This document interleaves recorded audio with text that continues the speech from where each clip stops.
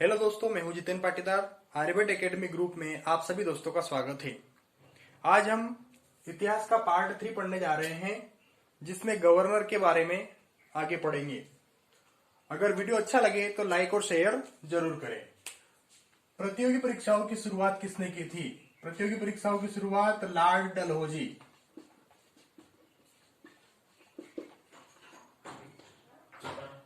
भारत में कंपनी के अधीन अंतिम गवर्नर था ब्रिटिश सम्राट के अधीन प्रथम वायसराय कौन था? तो प्रथम वायसराय था लॉर्ड कैनिंग। 1857 के विद्रोह के समय वायसराय कौन था? 1857 के विद्रोह के समय वायसराय लॉर्ड कैनिंग।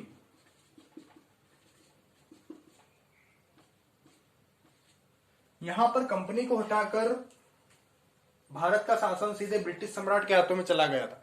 क्यों? क्योंकि 1857 का विद्रोह हो गया था और ईस्ट इंडिया कंपनी उसे दबा नहीं पाई। अगला क्वेश्चन है, उच्च न्यायालय अधिनियम कब लाया गया? उच्च न्यायालय अधिनियम लाया गया 1861 में। किसके समय? कैनिंग के समय। विधवा पुनर्विवाह अधिनियम कब लागू किया गया? विधवा पुनर्विवाह अधिनियम 1856 में। महालेखा परीक्षक का पद कब बना? महालेखा परीक्षक का पद बना 1857 में, जो बाद में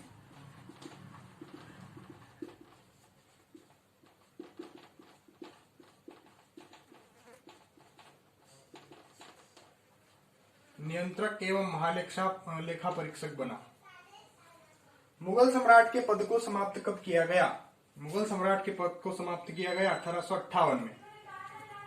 राज्य विलय नीति किसने समाप्त की?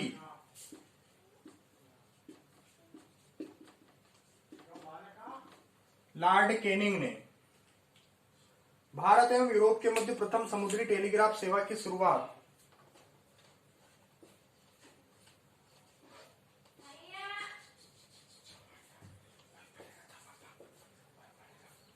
1865 में लॉर्ड लॉरेंस के समय।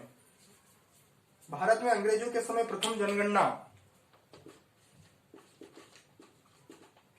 1872 में लॉर्ड मेयो के समय।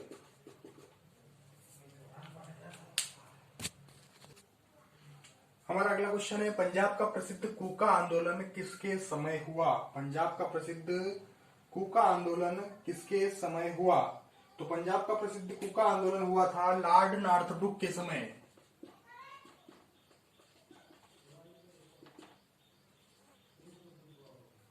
लॉर्ड नॉर्थब्रुक के समय। अब कूका आंदोलन, ये पंजाब का प्रसिद्ध कूका आंदोलन था। इसका जो नेता था वो था राम सिंह कूका।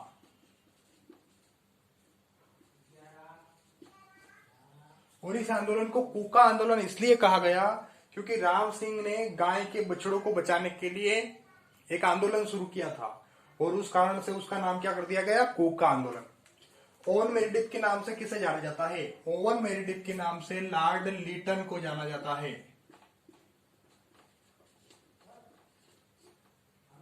लॉर्ड लीटन को। ये उपन्यासकार और निबंधकार भी था। महारानी विक्टोरिया को कैसर हिंद की उपाधि कब दी गई? महारानी विक्टोरिया को कैसर हिंद की उपाधि दी गई 1 जनवरी 1877 को। 1 जनवरी 1877 को महारानी विक्टोरिया को कैसर हिंद की उपाधि दी गई। Vernacular press act, important question. Vernacular press act, भारतीय समाचार पत्र अधिनियम कब लागू किया तथा किसने लागू किया? तो भारतीय समाचार पत्र अधिनियम लागू किया गया 1878 में। किसने लागू किया था? लॉर्ड लीटन ने। इसमें समाचार पत्रों को, जो भी क्रांतिकारी गतिविधियों के बारे में उल्लेख करते थे, उनको प्रतिबंधित कर दिया गया था। और सबसे विशेषकर प्रतिबंधित अखबार था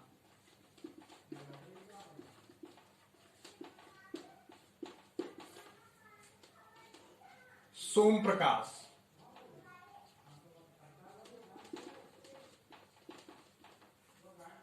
सोम प्रकाश। और इसके जो संपादक थे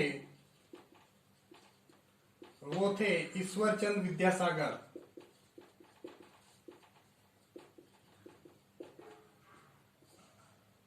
Ishwarchand Vidyasagar. Vernacular press act का समर्थन करने वाला अखबार कौन सा था? समर्थन करने वाला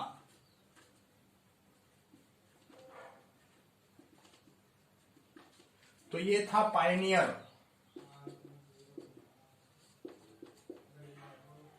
पायनियर जो एक अंग्रेजी पत्र था, ये वर्नाक्युलर प्रेस एक्ट का समर्थन कर रहा था। भारतीय शस्त्र अधिनियम कब लागू किया गया? भारतीय शस्त्र अधिनियम लागू किया गया 1878 में, और ये भी लागू किया था लीटन ने। इस नियम के लागू करने के उपरांत भारत में शस्त्र रखने के लिए लाइसेंस अनिवार्य कर दिया गया। भारत में शस्त्र रखने के लिए लाइसेंस अनिवार्य कर दिया गया। अगला क्वेश्चन है, सिविल सेवा प्रवेश परीक्षा की आयु 21 वर्ष से घटाकर 19 वर्ष किसने कर दी? तो ये की थी लॉर्ड लीटन ने। वर्नाक्युलर प्रेस एक्ट किसने समाप्त किया?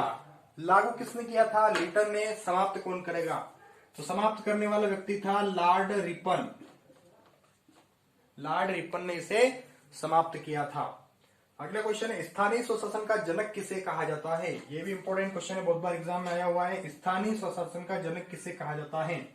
तो स्थानीय स्वशासन का जनक कहा जाता है लॉर्ड रिपन को। इसने भारत में स्थानीय स्वशासन की शुरुआत की थी। जो नगर पालिका या नगर निगम वगैरह संस्थाओं की शुरुआत किसने की थी? लॉर्ड रिपन ने। प्रथम नियमित जनगणना कब हुई? एक जनगणना हुई थी 1872 में लॉर्ड मेयो के समय। वो नियमित नहीं थी अंग्रेजों के समय। पहली जनगणना 1872 में हुई थी, वो नियमित नहीं थी। लेकिन प्रथम नियमित जनगणना लॉर्ड रिपन के समय हुई। ये हुई थी 1881 में।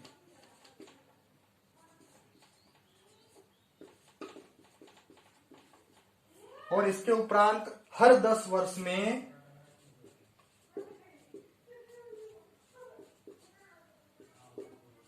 जनगणना अपने भारत में होती है। हमारा अगला क्वेश्चन है, सिविल सेवा प्रवेश परीक्षा की आयु 19 वर्ष से बढ़ाकर 21 वर्ष किसने की? पहले 21 वर्ष से बढ़ाकर 19 वर्ष लॉर्ड लीटन ने कर दी थी, लेकिन 19 वर्ष से बढ़ाकर 21 वर्ष किसने की? तो वो की थी लॉर्ड रिपन ने। लॉर्ड रिपन ने। अगला क्वेश्चन है, भारत का उद्धारक किसे कहा जाता है? भारत का उद्धारक कहा जाता है लॉर्ड रिपन को। क्यों कहा जाता है? क्योंकि इसने भारत में स्थानीय स्वशासन संस्थाओं की शुरुआत की थी। स्थानीय स्वशासन संस्थाएं जो भारत में सबसे नीचे स्तर पर राष्ट्र का समर्थन करती है, जैसे ग्राम पंचायतें, और नगरों में देखें या शहरों में देखा जाए तो नगर पालिकाएं हैं। ये नीचे स्तर पर भारत में एक राष्ट्र का समर्थन करती है, क्योंकि ग्राम पंचायत बनती है, ब्लॉक बनता है, जिला बनता है, उसके बाद राज्य बनता है। इस प्रकार से वो सबसे नीचे लेवल पर जो था वो स्थानीय स्वशासन है। इस कारण से इसे भारत का उद्धारक कहा गया है। रिपन को भारत का उद्धारक की संज्ञा किसने दी थी? रिपन को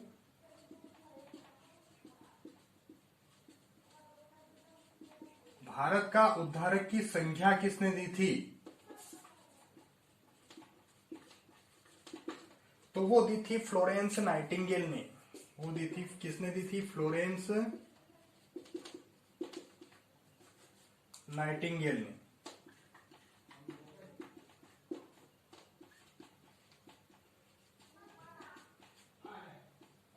फ्लोरेंस नाइटिंगेल ने रिपन को भारत का उद्धारक की संज्ञा दी थी। और हमारा अंतिम क्वेश्चन है, प्रथम कारखाना अधिनियम कब लागू हुआ? प्रथम कारखाना अधिनियम कब लागू हुआ? प्रथम कारखाना अधिनियम 1881 में लागू हुआ।